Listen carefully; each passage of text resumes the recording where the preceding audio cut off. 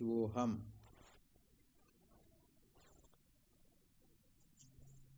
प्रणाम गुरुजी, आपके सज्जनों को छोड़ प्रणाम।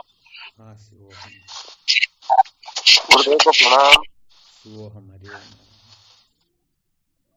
गुरुदेव भगवान की पहुंच और कोटि कोटि प्रणाम। प्रणाम गुरुजी, शिवोहम, कोटि कोटि शिवोहम, प्रणाम। नारायण हरिओम। प्रणाम स्वामी जी। शिवोहम, शिवोम शिवोहम, शिवोहम। शिवोहम। क्या विषय चल रहा प्रणाम है गुरु अपना? बाबू जी। हाँ शिवोहम।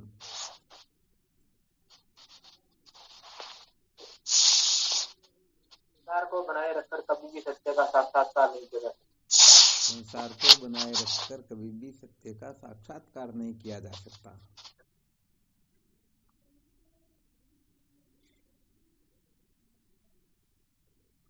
इस बात को तो अच्छी तरह से निश्चय कर ही लेना चाहिए, क्योंकि परमात्मा की प्राप्ति का नाम परमात्मा की प्राप्ति नहीं है, बल्कि परमात्मा के सिवाय समस्त नाम रूपात्मक प्रपंच की हम जो कल्पना करके बैठे हुए हैं, इनकी अधिष्ठान ज्ञान से सम्यक प्रकाश से निवृत्ति का नाम परमात्मा की प्राप्ति हुआ करता। तो संसार की निवृत्ति को ही परमात्मा की प्राप्ति कहते हैं। बस बात यह है कि विधि पूर्वक संसार का निराकरण होना चाहिए, निवृत्ति होनी चाहिए।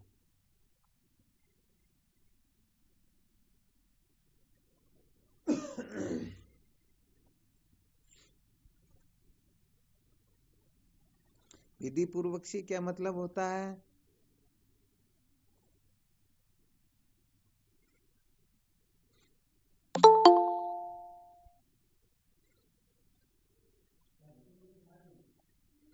अर्थात अधिष्ठान ज्ञान से ही इस अध्यस्त की निवृत्ति होनी चाहिए, और विपरीत ज्ञान से, अन्यथा ज्ञान से, दूसरे के ज्ञान से नहीं। अधिष्ठान ज्ञान पूर्वक जब अविद्या की मूल सहित निवृत्ति हो जाती है, तो बंधन की सत्ता का सदा सदा के लिए अत्यंत निषेध हो जाता है। तो यहाँ पर अधिष्ठान का ज्ञान सबसे अधिक अपेक्षित होता है। जैसे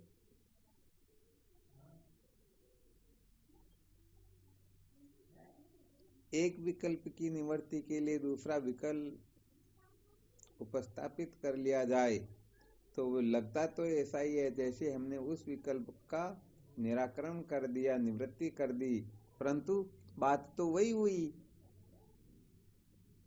सर्प तो बग गया, परंतु नेवला आकर के बैठ गया और वही चिड़िया के अंडे बच्चों को खाने लग गया। तो ऐसे कहने का मतलब कृतार्थता नहीं होती है।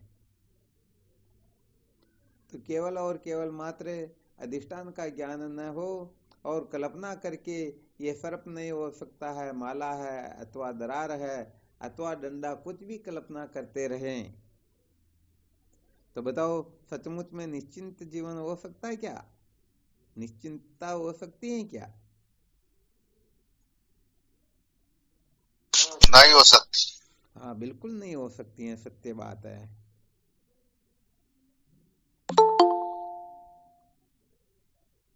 तो निश्चिंत होने के लिए अधिष्ठान ज्ञान की ही आवश्यकता होती है। बाकी ये जितना भी अध्यस्त है, ये सारा का सारा संसार ही समझना चाहिए। तो संसार में परिवर्तन करके इसे यही सिद्ध हो जाता है। कोई चाहता है कि मैं संसार में परिवर्तन कर लूं और फिर मुझे सत्य का साक्षात्कार हो जाएगा, तो सचमुच में होने वाला है ही नहीं। क्योंकि सर्प खराब है और माला अच्छी है, ये कहने का मतलब वो जितना बंधन करता है उतना ही बंधन ये करेगा, अथवा समझो उससे अधिक बंधन ये करेगा। शायद थोड़ा बहुत इसमें जो सूक्ष्म रहस्य है वो समझ में आ रहा होगा। आ रहा ना? जी महाराज। बहुत बहुत अच्छी बात है। तो अपने को विशेष रूप से यहाँ सतर्क रहना चाहिए। बार बार जो सुनाया जाता है, बंधन के स्वरूप को ठीक प्रकार से समझना होगा, आत्म प्रांति को ठीक प्रकार से समझना होगा। संसार के स्वरूप को यदि हम ठीक प्रकार से न समझेंगे तो सच्ची बात यह है कि हम और किसी न किसी कल्पना में उलझ जाएंगे और उलझे ही रहेंगे।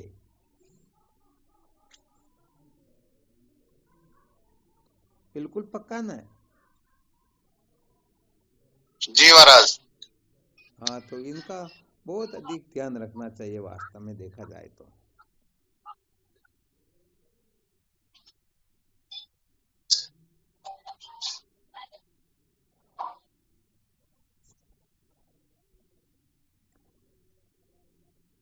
तात्पर्य यह है कि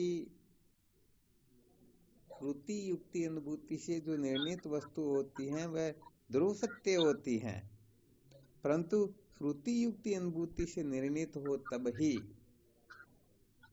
तो हम क्या करते हैं, अपने हिसाब से ही किसी को भी बंधन समझ लेते हैं और उससे छूटने का तरीका खोजते हैं, उसे छूट करके समझ जाते हैं हम मुक्त हो गए। वास्तव में देखा जाए तो हम बंधन से पहले भी मुक्त थे, बंधन की निवृत्ति होने के पश्चात भी मुक्त रहेंगे।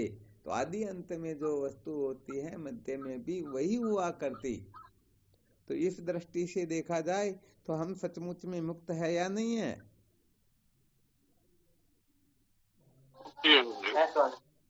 हम मुक्त ही हैं, बंधन की तो केवल मात्र भ्रांति होती है।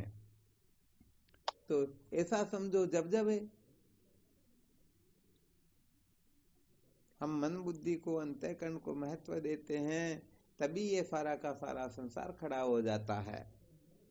क्योंकि एक सूत्र शायद पहले बताया था, बहुत अधिक विशेष विचारणीय सूत्र है।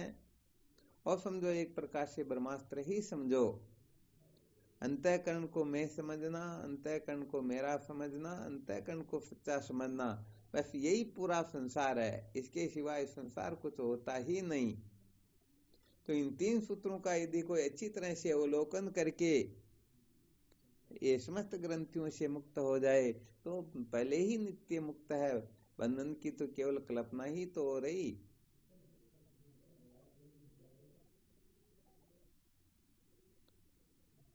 ऐसा समझो, हमें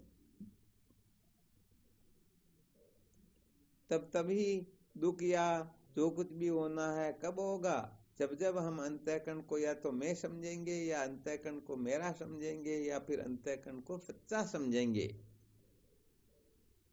तो मैं समझना भी बंधन है, मेरा समझना भी बंधन है, सच्चा समझना भी बंधन है। तो अज्ञानी लोग जो है या समझो पामर पुरुष जो है वो या तीनों जगह पर पारंगत होते हैं। वो अंतःकरण को मैं भी समझते हैं, मेरा भी समझते हैं, सत्य भी समझते हैं। थोड़े बहुत जो साधक आदि हो जाते हैं, भले वो अंतःकरण को मैं न समझे परंतु मेरा जरूर समझ लेते हैं और सच्चा तो समझते ही समझते हैं। तत्व जिज्ञासा जागृत होने के पश्चात भले वो अंतःकरण को मैं मेरा न समझे परंतु इनकी सत्ता जरूर उनकी दृष्टि में रहती है कि भाई इनकी कुछ न कुछ सत्ता है। ज्ञाते द्वैतम न विद्यते, और ज्ञान होने पर द्वैत नाम की कोई वस्तु शेष रहती ही नहीं।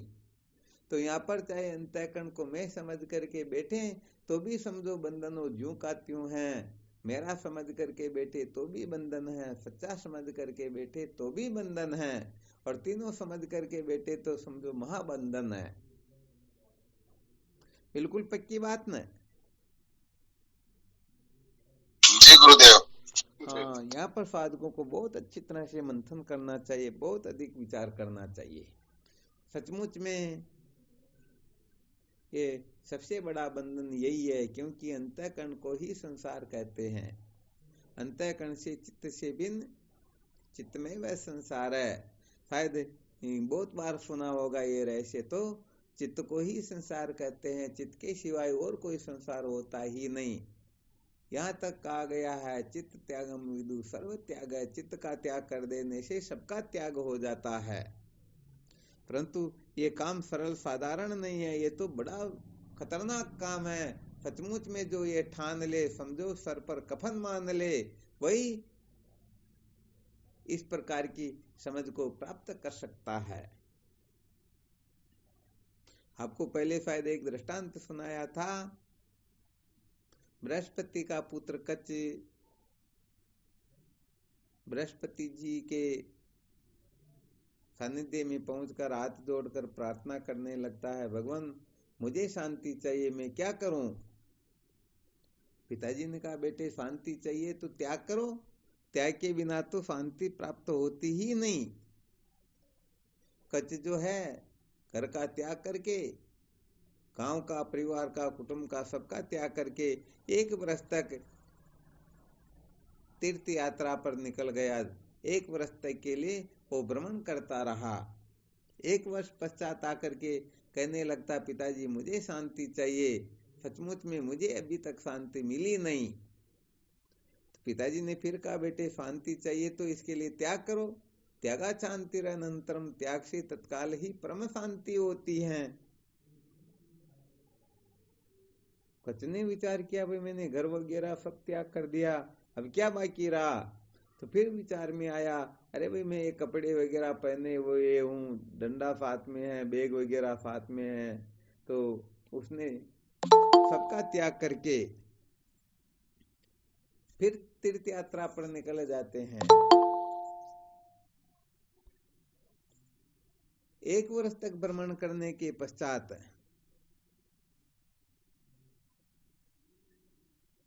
वापस आकर के कहने लगते, पिताजी मुझे शांति नहीं मिली, बताओ मैं क्या करूं?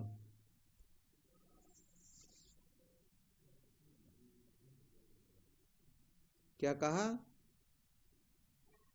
मुझे शांति नहीं मिली, बताओ मैं क्या करूं? पिताजी कहते हैं, बेटे शांति चाहिए तो त्याग करो, त्याग के बिना शांति प्राप्त होती ही नहीं। विचार किया कि मैंने सबका तो त्याग कर दिया, अब क्या बाकी रहा? तो ध्यान में आया कि अरे भाई ये शरीर तो है, चलो इसका भी त्याग कर देते हैं। तो चिता बनाई, चिता पर बैठ गए और चिता को जैसे ही चिता में जैसे ही अग्नि प्रवेश करवाने लगे, पिताजी आकर समझाते, बेटे इसका नाम त्याग नहीं होता है, ये तो वासनावासित प्रज्ञा के अनुसार जन्म होता ही रहता है, चाहे कल्प कल्पांतर के व्यवधान क्यों न पड़ जाए, फिर भी मुक्ति प्राप्त नहीं होती है। पूर्वकृत संस्कारों के अनुसार, पूर्व वासनाओं के अनुसार इनको नवीन नवीन देह प्राप्त होते रहते हैं। ये जीव काम अविद्या कामना कर्म के वशीभूत होकर के जन्म मृत्यु की श्रृंखला में भटकता ही रहता है। इसलिए शरीर का त्याग कर देना कोई बड़ी बात नहीं है। कहते हैं न, बांबी कूटे बावरा सर्प न मार्या जाए, मूर्ख बांबी ना डसे सर्प सबन को खाए। विचार करके देखो, सर्प तो पता नहीं किस जगह पर होगा, या समझो सर्प बम्बी के अंतर्गत है और कोई जाकर के उस बम्बी को ऊपर से डंडे से पीट रहे हैं। तो विचार करके देखो, समझदारी है क्या? अरे भाई दुख देने वाला रहने वाला सर्प है, ये अपना अहंकार ही हमें दुखी करता है, ये अहंकार ही अपने को पता नहीं क्या का क्या करवाता है। तो अपन उस अहंकार पर तो, उस चित्त पर तो विजय प्राप्त करने की कोशिश नहीं करते हैं और झूठ मूठ का संसार में झगड़ा झमेला करके अपने जीवन को व्यर्थ बर्बाद करते रहते हैं। तो ये समझो शरीर तो एक प्रकार का क्या है, इस स्थूल शरीर को क्या कहा गया शास्त्रों में?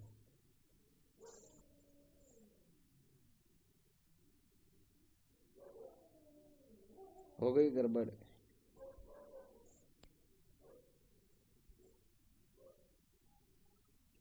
भोगायतन, ये केवल भोग भोगने का साधन है। अरे आनंद लेने वाला तो कोई और है या ये शरीर है? और है महाराज, और है ना। अब यदि हम जी। इस शरीर के साथ में कुछ भी करें तो वो अंदर जो उसके क्या फर्क पड़ने वाला है? कोई फर्क नहीं पड़े महाराज। हाँ, तो बात ये होती है कि ये नकली अहम जो है, ये नकली अहम ही हमें अनंत जन्मों से जन्म मृत्यु की श्रृंखला में भटका रहा है। तो यहाँ पर क्या हुआ, उस अहंकार को मिटाने के लिए, नकली अहम से मुक्त होने के लिए, इसीलिए तो कहा गया है ये जितने भी साधन हैं, इन साधनों से अविद्या की ग्रंथि छिन्न भिन्न नहीं होती हैं, ये नकली अहम निवर्त नहीं होता है। तीर्थ व्रत पूजा पाठ पता नहीं क्या का क्या कर लो, समझो एक व्यक्ति उस अहंकार पर विजय प्राप्त करने के लिए अन्न जल का त्याग कर देता है। क्या त्याग कर देता है? अंजल। अंजल का त्याग कर देता है। तो विचार करके देखो, इसे अहम की निवृत्ति हो जाएगी क्या? नकली अहम नहीं होगी महाराज। हाँ, बिल्कुल नहीं होगी। अरे चाहे अंजल का त्याग करो, चाहे चमड़े को ही काट करके दे दो, फिर भी अहंकार की निवृत्ति नहीं होगी, नहीं होने वाली है ना। तो बंधन जो जी होता है महाराज। सचमुच में ये नकली अहम से होता है। वास्तव में चित्तमय व संसार है, यही तो बंधन करता है। तो होता क्या है कि जो करना चाहिए वो हम कर नहीं पाते हैं, नहीं करना चाहिए वो कर लेते हैं। इसीलिए जड़ चेतन की ग्रंथि जो है ये खुलती नहीं, बल्कि और ऐसे गुड़ जाती है। ऊपर घी तेल पता नहीं क्या क्या डालते हैं लोग, तो गांठ गुड़ जाती है, नहीं गुड़ जाती फिर जी वो महाराज। किसी से खुल भी नहीं पाती, बहुत कठिन होती है। शायद सब लोगों का ऐसा अनुभव होगा करीब करीब,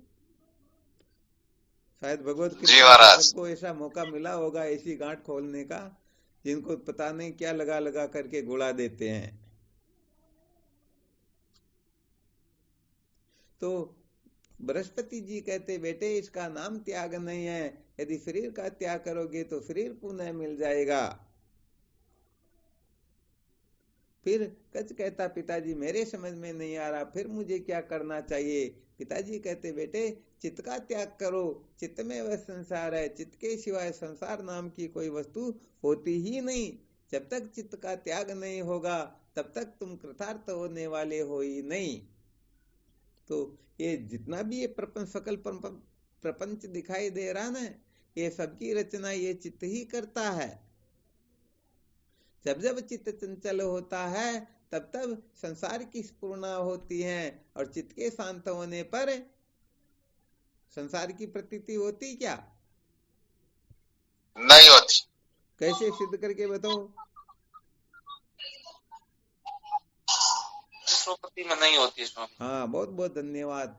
जागृत स्वप्न में चित्त चंचल होता है तो सारा का सारा सकल अनात्म प्रपंच प्रतीत होता है। सुषुप्ति अवस्था में जब चित्त अपने उपादान में लय हो जाता है तो वहां प्रपंच की प्रतीति भी नहीं होती है। तो वास्तव में देखा जाए तो रस्सी को छोड़ करके कुछ होता ही नहीं, परंतु मंद अंधकार जो है, ये कहने का मतलब प्रतिबंध होने के कारण रज्जु का आवरण भंग नहीं होता। फलस्वरूप रज्जु चेतन स्थित अविद्या में क्षोभ होकर के वही रज्जु सर्पाकार रूप में परिणित हो जाती हैं, तो हमें सर्पादि का ज्ञान होने लगता है।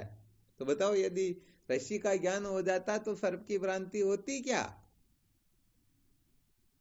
नहीं होती तो महाराज। यहाँ पर ब्रह्म ज्ञान नहीं है, इसीलिए ये समस्त नाम रूपात्मक प्रपंच की प्रतीति होती है।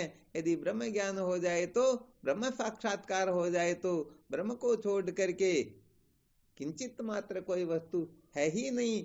श्रुति माताएं अपनी साक्षी देते हुए स्पष्ट निरूपण करती हैं, सर्व खलविदम ब्रह्म, आत्मा एवेदम सर्वम, ब्रह्म एवेदम सर्वम। अरे आत्मा परमात्मा को छोड़ करके, परमार्थ को छोड़ करके दूसरी कोई वस्तु है ही नहीं। अब कोई रस्सी में सर्प की कल्पना करके, ठूंठ में भूत की कल्पना करके डर रहे तो देखो भाई, न तो रस्सी ने कुछ बिगाड़ा, न कुछ ठूंठ ने बिगाड़ा, ये गड़बड़ घोटाला अपने चित्त का ही है। तो ये चित्त पता नहीं क्या क्या रचना कर लेता है, क्या क्या कल्पना कर लेता है। तो जब तक चित्त का त्याग नहीं होगा तब तक सचमुच में 1% भी काम होने वाला है ही नहीं। इसलिए जब तक अंतःकरण को मैं समझेंगे, अंतःकरण को मेरा समझेंगे, अंतःकरण को सच्चा समझेंगे, तब तक कल्प कल्पांतर तक भी करोड़ करोड़ उपाय क्यों न करता रहे, फिर भी सचमुच में वह कृतार्थ हो सकता ही नहीं। तो वैसे इस रहस्य का खुलासा तो थोड़ी आगे की कक्षा में और विशेष होगा, क्योंकि ये सूक्ष्म संस्कार जो है ये बहुत मुश्किल से निकलते हैं। ये अनादिकाल से अपने को इस प्रकार से परमित किए हुए हैं कि हम चाहे कितना भी सुन ले, कितना भी पढ़ ले, कितना भी चिंतन मनन कर ले, फिर भी वो दिमाग में पता नहीं क्या कचरा भरा हुआ होता, वो निकलता ही नहीं। तात्पर्य ये है कि श्रुति संत शास्त्र यदि कुछ भी कहे फिर भी नहीं, हम भी तो बड़े ज्ञानी हैं, हम जो मान रहे ये भी कोई गलती थोड़ी है, ये भी प्रत्यक्ष दिखाई देता है।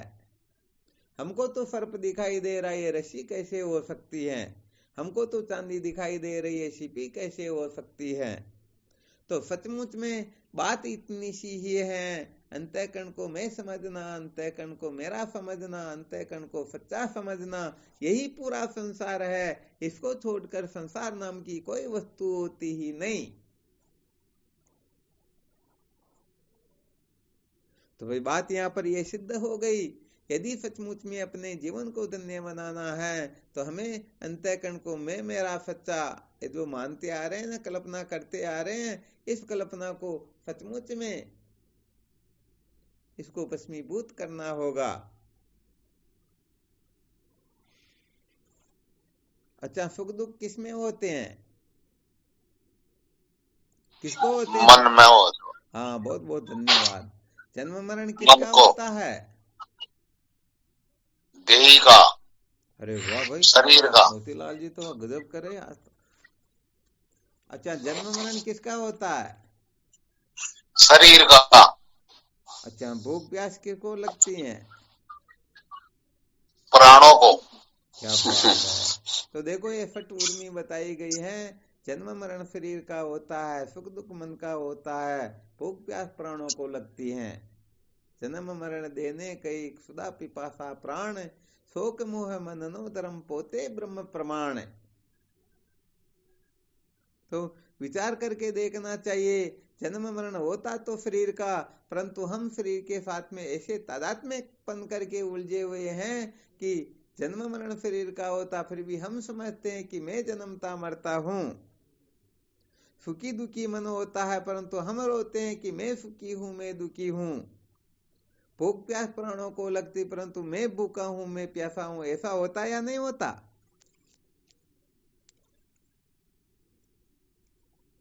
बिल्कुल होता ना। तो देखो भाई, दूसरों के धर्मों को धारण करेंगे तो भगवान गीता जी में क्या कहते हैं दूसरों के धर्मों को धारण करने वाले के लिए?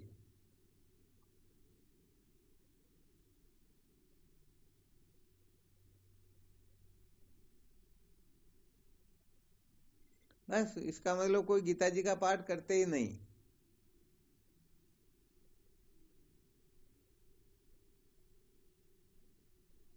नहीं करते इसका मतलब है ना।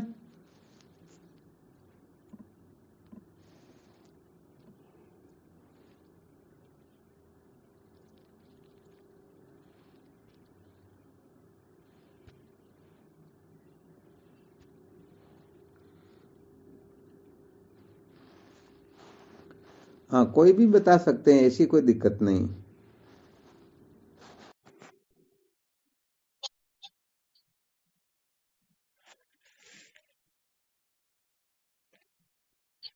कौन बताएंगे?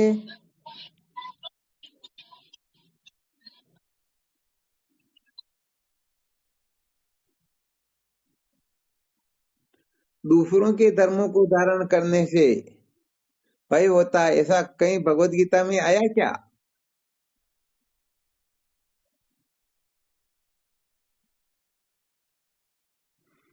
फिर तो गड़बड़ कर रहे हो भाई, क्या करते हो? पर धर्म गया हुआ है, भगवान गीता जी में लिखते ना ऐसा, स्वधर्मे निधनम श्रेय पर धर्मो भयावह।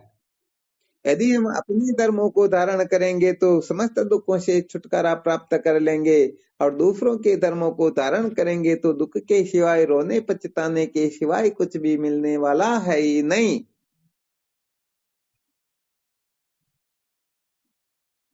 बिल्कुल क्लियर ना? अब देख लो, यदि हम शरीर के धर्मों को धारण करेंगे तो अपने को जन्मना मरना होगा, मन के धर्मों को धारण करेंगे तो सुखी दुखी होना होगा, प्राणों के धर्मों को धारण करना करेंगे तो हमें भूख प्यास से संतृप्त होना होगा। तो भाई यहाँ पर कुल मिलाकर के अच्छी तरह से समझना होता है, देने माते प्रारब्ध कर्म हूँ और पोते भुगता पर ब्रह्म, एम जे जाने अनुभव युक्त तेने कहिए जीवन मुक्त। अरे वह उसी क्षण जीवन मुक्त हो जाता है। हाँ, यहाँ ज्यादा कुछ करने की आवश्यकता ही नहीं होती है। कर्ता भोक्ता अंतःकरण तू क्यों लेवे बोझ, जिनका जिनको सौंप दे फिर तू करना मौज। तो हम मौज कहाँ करना चाहते हैं, हम तो मालिक बनते हैं, मैं करता हूं मैं भोगता हूं। तो भाई सच्ची बात कहे तो अधिष्ठान आत्म तत्व को छोड़ करके मन बुद्धि ये सचमुच में होते ही नहीं, इनकी सत्ता ही नहीं है। आ रहा है समझ में? हाँ, आत्म तत्व को छोड़ करके वास्तव में चित्त नाम की कोई वस्तु होती ही नहीं। और यदि ये रहस्य किसी के समझ में ना आए तो फिर इसे नीचे की कक्षा, वो नीचे की कक्षा फिर संत महापुरुषों कल्पना करवा देते हैं, तो ये मन बुद्धि चित्त आदि जो है ये सारे के सारे तुम नहीं संभाल पाओगे, सब गुरुदेव को भेंट कर दो। और यदि ऐसा भी कोई करने में समर्थ नहीं होता है, फिर उनके लिए अध्यात्म विद्या अधिगम साधु संगम एवच वासना संप्रत्याग प्राण स्पंद निरोधनम, इस प्रकार की युक्तियां बताई हुई हैं। उन युक्तियों का आश्रय लेकर के चित्त के ऊपर जय प्राप्त कर सकते हैं। ये साधना वगैरह जो बताई गई है, उन साधना को करते रहे तो अंतःकरण सूक्ष्म होने लगता है, और जब अंतःकरण सूक्ष्म होने लगता है तो ब्रह्म विद्या ब्रह्म जिज्ञासा जागृत होने लगती है, और उस ब्रह्म जिज्ञासा का आश्रय लेकर के जब ये साधक श्रोत्रिय ब्रह्मनिष्ठ गुरुदेव के सानिध्य में बैठकर आत्म तत्व का विचार करता है, तो जब ये विचार पूर्ण होता है, आत्म तत्व का बोध होता है, तो आत्म तत्व का बोध होते ही ये सारा का सारा अनादि काल का कल्पित जो संसार है ये पता नहीं किस तरफ चला जाता है। जैसे स्वप्न से जगने के पश्चात किसी को पता है ये स्वप्न किधर गया,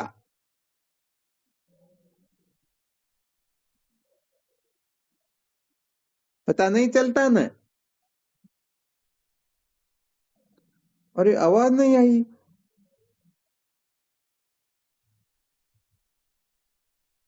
आवाज कट के आ रही है ना? क्या बात हुई, आवाज तो कट के नहीं आनी चाहिए।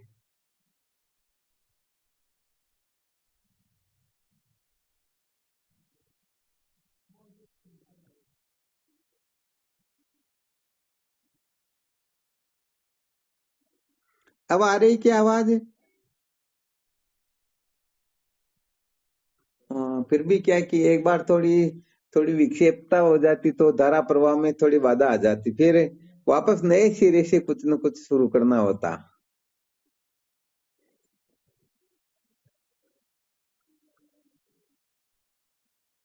तो कुल मिलाकर के इस बात को अच्छी तरह से समझ लेना है, ये नकली अहम जो है, ये नकली अहम ही हमें अनादिकाल से जन्म मृत्यु की श्रृंखला में भटकाता आ रहा है।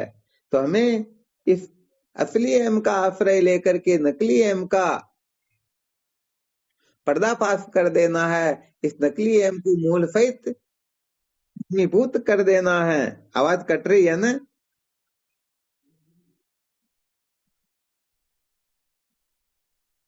बहुत कट रही है ना?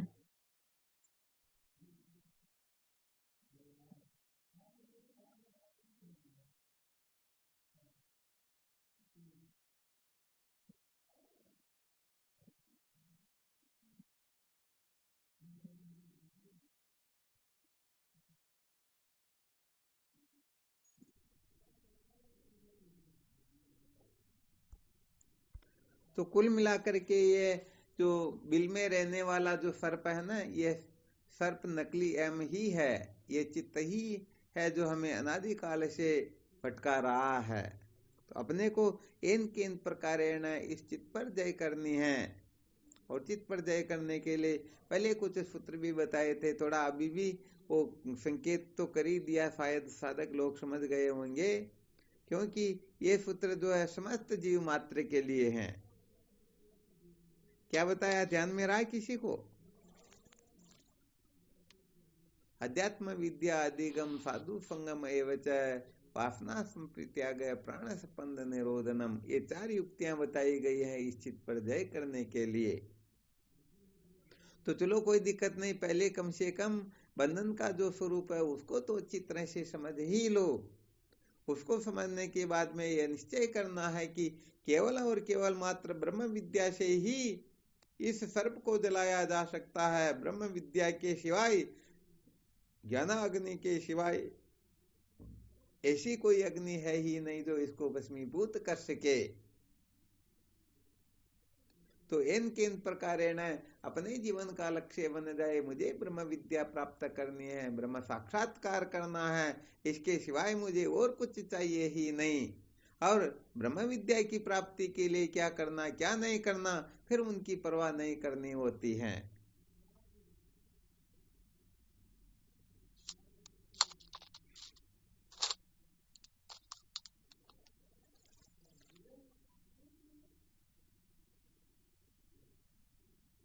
इसमें कोई शंका हो तो बोलो, थोड़ा और विचार कर लेते हैं।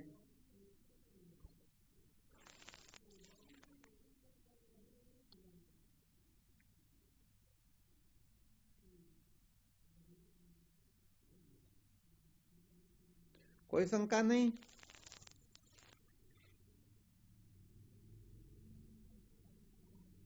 जी गुरुदेव, कोई शंका नहीं। चलो बहुत अच्छी बात हो। साधना इसी समय से शुरू कर दो। अंतःकरण को यदि मैं समझेंगे तो भी दुख होगा, मेरा समझेंगे तो भी दुख होगा, सत्य समझेंगे तो भी दुख होगा।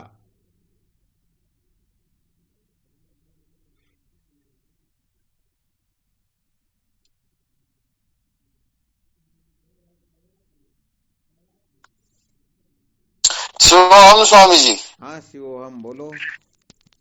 तो इसका उल्टा कर लेगा फिर, अंतःकरण मैं नहीं, मेरा नहीं, मैं सच्चा नहीं। हाँ, अब कुछ भी करो, हाँ बात यही है। क्योंकि अंतःकरण को मैं समझेंगे तो समझो 100% दुख होगा, और अंतःकरण को मेरा समझेंगे तो समझो 50%। 70-75, हाँ 50% समझ लो, कोई दिक्कत नहीं। परंतु अंतःकरण को सच्चा भी समझेंगे तो भी 25% दुख तो होगा ही होगा। सही है। और अंतःकरण का अचंता भाव कर दे तो ये ब्रह्म विद्या से यही तो होगा। जी स्वामी जी। हाँ, इसीलिए अंतःकरण के चिंता भाव का नाम 100% सुख। अंतःकरण को, हाँ ये 100% सुख। अंतःकरण को मैं समझने से 75% दुख होता समझ लो, मेरा समझने से 50%, सच्चा समझने से 25%, और सबकी सत्ता स्वीकार कर लेने पर 100% दुख होता है। और अंतःकरण की सत्ता कोई अस्वीकृत कर दे तो 100% सुख हो जाता है। जय हो स्वामी जी की। केवल मात्र अंतःकरण को मैं समझ कर बैठे, भले मेरा सच्चा मत समझो, परंतु मैं समझ करके बैठे तो उनको 75% दुख निश्चित रूप से होगा। और मैं न समझ करके अंतःकरण को मेरा और सच्चा समझ रहे हैं तो समझो उनको 50% दुख निश्चित रूप से होगा। और मैं मेरा नहीं समझ रहे फिर भी अंतःकरण को सच्चा समझ रहे हैं तो 25% दुख तो उनको होगा ही होगा।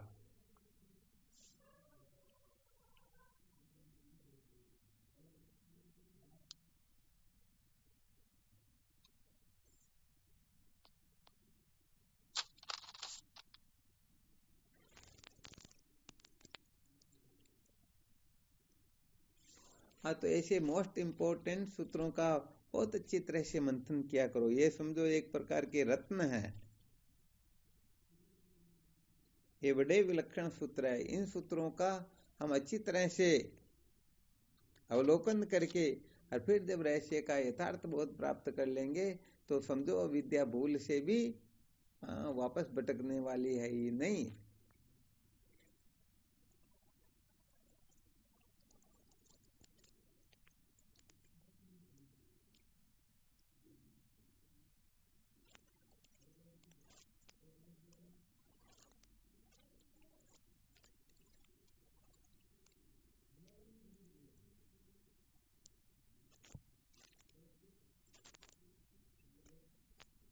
चलो ठीक, तो फिर और कोई शंका हो तो देख लो।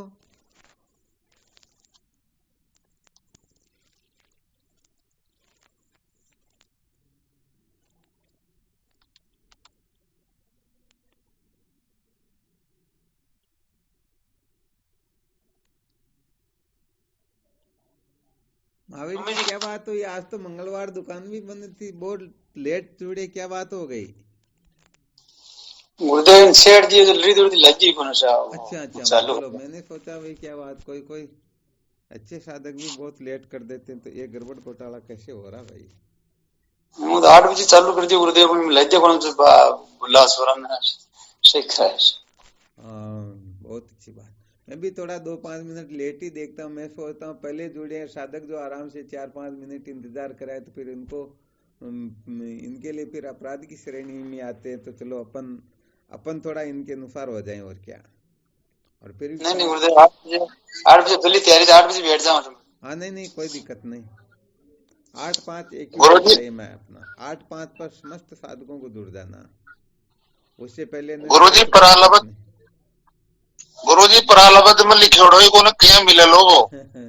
अरे प्रारब्ध क्या, अपने में इतनी सामर्थ्य होनी चाहिए कि हम जो चाहे जो लिख दें। जैसे वो चोर डाकू होते हैं ना, वो तो प्राप्त करने की कोशिश करते, नहीं कर पाते तो छीन ही लेते, परंतु अपने में इतनी खतरनाक सामर्थ्य हो कि कैसे भगवत प्राप्ति न हो, सत्य का साक्षात्कार कैसे न हो, ऐसी कौन सी शक्ति सामर्थ्य है जो मेरे रास्ते में रोड़ा अटका सके? समस्त रोड़ा अटकाने वाली शक्तियों को मूल सहित जलाकर भस्म कर दे, ऐसी अपने में सामर्थ्य होनी चाहिए। इसीलिए तो कहा गया है, निस्त्रे गुणों पथि विचरत को विधि को निषेध है। तो इस आत्मकल्याण के रास्ते पर निकल जाता, वो विधि निषेध की भी परवाह नहीं करता, क्योंकि उसे केवल और केवल मात्र सत्य का साक्षात्कार करना है, उसे अपने आप को धन्य बनाना है।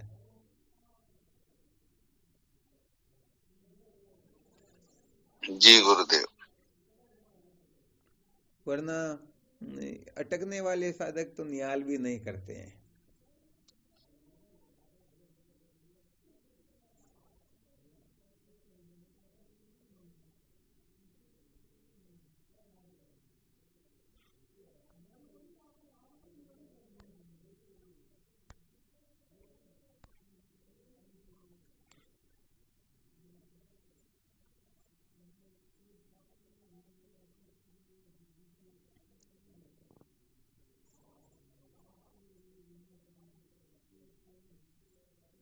बस सदा सर्वदा ये निश्चय कर लेना चाहिए, असुप्ते रामर्ते कालम नैद वेदांत चिंतया। जागने से लेकर के सोने तक, जन्म से लेकर के मृत्यु तक केवल और केवल मात्र शंकर अद्वैत वेदांत का विचार करते रहना, बस यही सार बात है।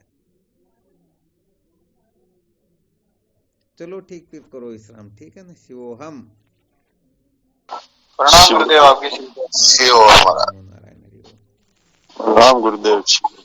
स्वामी जी के चरणों में साष्टांग प्रणाम। श्री सतगुरुदेव स्वामी जी के चरणों में कोटि कोटि प्रणाम। शिवोहम। स्वामी जी के चरणों में कोटि कोटि प्रणाम। शिवोहम। भगवान की प्रणाम गुरुदेव।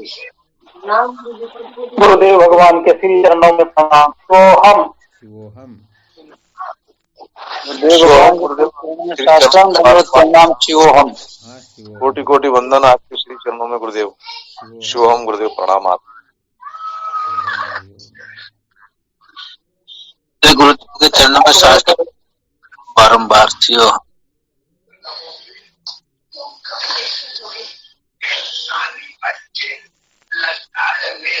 प्रणाम स्वामी जी, आपके श्री चरणों में बारंबार प्रणाम। जय हो स्वामी। शिवोहम।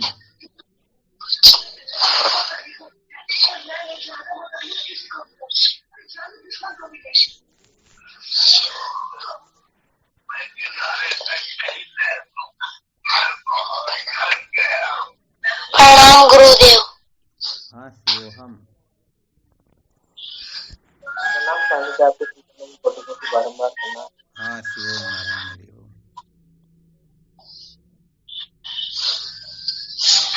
प्रणाम गुरुदेव। शिवोम नारायण हरि ओम।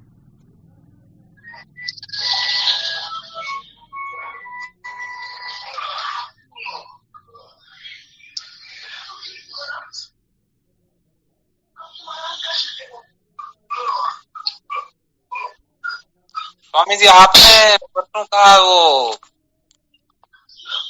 उनके बारे में सुनाएंगे सत्संग, तो फिर उनके बारे में सत्संग किसके बारे में? दक्षिणा और परीक्षा के बारे में। वो याद ही नहीं परिणाम रहता है। अब जब शुरू में भूमिका बनती तो पता नहीं किस तरफ निकल जाते। याद दिलवा दिया करो भाई, ये सुनाना। अब कल याद दिलवाना और तो क्या।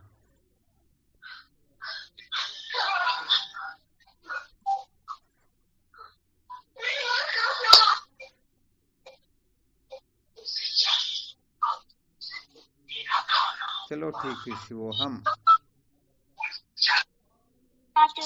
वो हम शिवोहम।